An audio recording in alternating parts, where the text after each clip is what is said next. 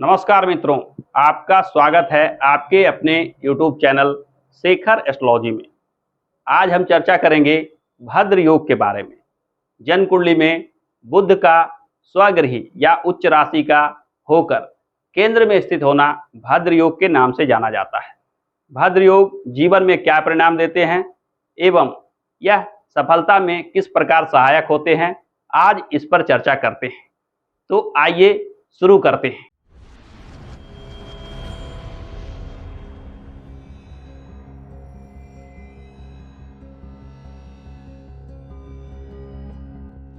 जैसा कि जन्म कुंडली में आप देख रहे हैं कि भद्र योग गिने चुने लग्न के लिए ही बनता है, जिसमें सबसे पहला मिथुन लग्न आता है, दूसरा कन्या लग्न, तीसरा धनु लग्न, चौथा मीन लग्न। इन चार लग्नों के लिए ही भद्र योग का निर्माण हो सकता है, क्योंकि भद्र योग में जो स्थिति बताई गई है उसमें बुध का स्वगृही या उच्च राशि का होना आवश्यक है।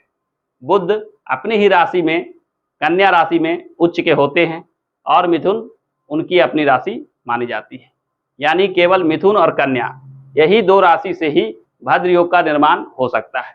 तो जन्म कुंडली में जैसा हम देख रहे हैं, यदि कन्या लग्न का जन्म हो तो पहले भाव में एवं दसम भाव में कन्या राशि और मिथुन राशि आ जाती है। यहाँ यदि बुध स्थित हो जाए तो यह भद्र योग का निर्माण करता है। दूसरा, मिथुन लग्न की चर्चा की जाए, यहाँ 3 नंबर रखा जाए तो 3, 4, 5, 6 यानी चतुर्थ भाव में 6 नंबर आएगा। यहाँ कन्या राशि और यहाँ मिथुन राशि, ये दो राशि में बुध अगर स्थित हो जाए तो भद्र योग का निर्माण होता है। आगे धनु लग्न की अगर चर्चा की जाए, यानी यहाँ 9 नंबर रखते हैं तो 9, 10, 11, 12, 1, 2, 3 यानी मिथुन राशि सप्तम भाव में, 4, 5, 6 और कन्या राशि दसम भाव में, यानी सप्तम भाव और दसम भाव में बुध की दोनों राशि आएगी। और यहाँ यदि बुध स्थित हो जाए तो इन केंद्र भाव में बुध के स्थित होने से भद्र योग का निर्माण होता है। अगली राशि मीन राशि, यदि यहाँ मीन राशि लग्न बनाया जाए 12, 1, 2, 3 यानी चतुर्थ भाव में मिथुन राशि, 4, 5, 6 और सप्तम भाव में कन्या राशि, ये दोनों राशि केंद्र में आ जाती है। इसमें यदि बुध हो तो भी भद्र योग का निर्माण होता है, यानी मिथुन, कन्या, धनु और मीन राशि के लिए ही भद्र योग का निर्माण हो सकता है। भद्र योग के क्या लाभ प्राप्त होते हैं? भद्र योग बुध से जुड़ा हुआ योग है। बुध के द्वारा जो पंच महापुरुष योग बनता है यह अत्यंत ही शुभ माना जाता है, क्योंकि बुध वाणी, बुद्धि, विद्या, याददाश्त शक्ति एवं वार्तालाप शैली से जुड़ा हुआ ग्रह है। इन चीजों में आप दक्ष होते हैं, यानी आपकी वाणी बुद्धि तीव्र होती है, आपकी याददाश्त शक्ति तीव्र होती है, वार्तालाप शैली अच्छी होती है। इसके वजह से आप किसी भी समय किसी भी व्यक्ति को आसानी से समझा सकते हैं। किसी भी चीज को खरीदने बेचने में आपका दिमाग अच्छे से काम करता है। आप किसी भी व्यक्ति को जो समझाते हैं वह आसानी से समझ जाता है, क्योंकि बुद्धि के बल पे एवं याददाश्त शक्ति के बल पे, साथ ही साथ वार्तालाप शैली में दक्षता की वजह से आपके द्वारा जो बोला जाता है, जो समझाया जाता है, वह लोगों को पसंद आता है। इस वजह से भद्र योग के प्रभाव से जीवन में आप विशेष लाभान्वित होते हैं। खासकर व्यापारी वर्ग के लिए या कोई खरीद बिक्री के कार्य से जुड़े हुए व्यक्ति हैं, उनके जीवन में भद्र योग विशेष लाभ देता है। व्यापारियों के कुंडली में यदि भद्र योग बन रहा हो तो यह निश्चित मानिए कि वह व्यापारी अपने व्यापार में विशेष सफलता प्राप्त करता है। उस व्यापारी का आचार विचार स्वभाव आशा के अनुकूल दिखता है, यानी ग्राहकों को पसंद आता है। उनके यहाँ लोग बार बार जाना चाहते हैं। उनके वार्तालाप शैली के लोग मुरीद हो जाते हैं, यानी उनके वार्तालाप शैली को लोग अच्छा और काम के लायक मानते हैं, यानी उनसे बात करना लोगों को अच्छा लगता है, उनके पास जाना लोगों को अच्छा लगता है। और वह व्यापारी व्यवहार कुशल होने की वजह से जीवन में हर चीज को आसानी से बेच पाते हैं। इस वजह से व्यापारी वर्ग के लोगों के लिए भद्र योग विशेष लाभ देता है। भद्र योग में 2 राशि का विशेष महत्व दिया गया है, मिथुन राशि और कन्या राशि। मिथुन राशि और कन्या राशि में बुध स्वगृही माने जाते हैं, साथ ही साथ कन्या राशि में ही बुध को उच्च का माना जाता है। तो यदि आपका जन्म कन्या लग्न का हो या मिथुन लग्न का हो तो बुध आपके लिए कारक ग्रह बन जाते हैं।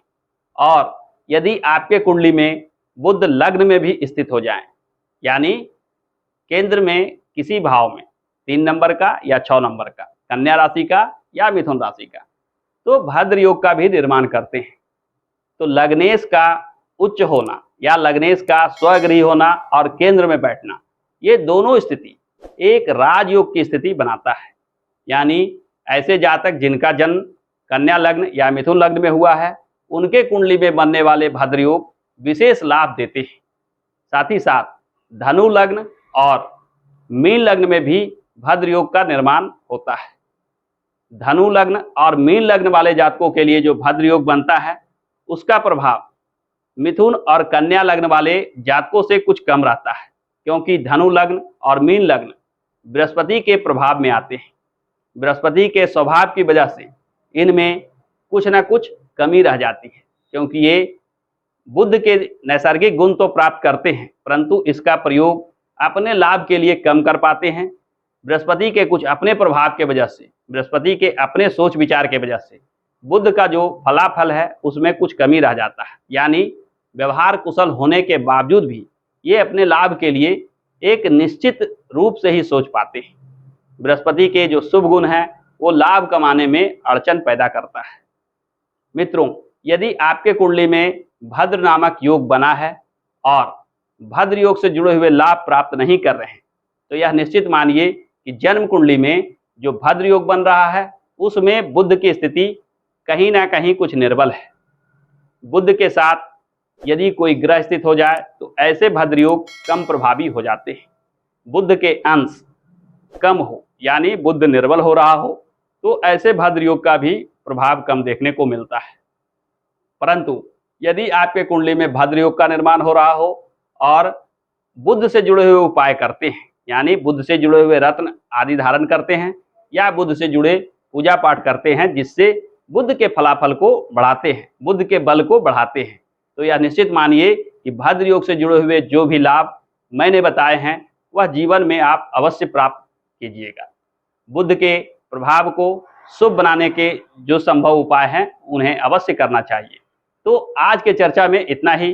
फिर मिलते हैं ज्योतिष के किसी अन्य विषय के साथ। आपसे अनुरोध है कि इस चैनल को देखिए, लाइक कीजिए, शेयर कीजिए और सब्सक्राइब जरूर कीजिए।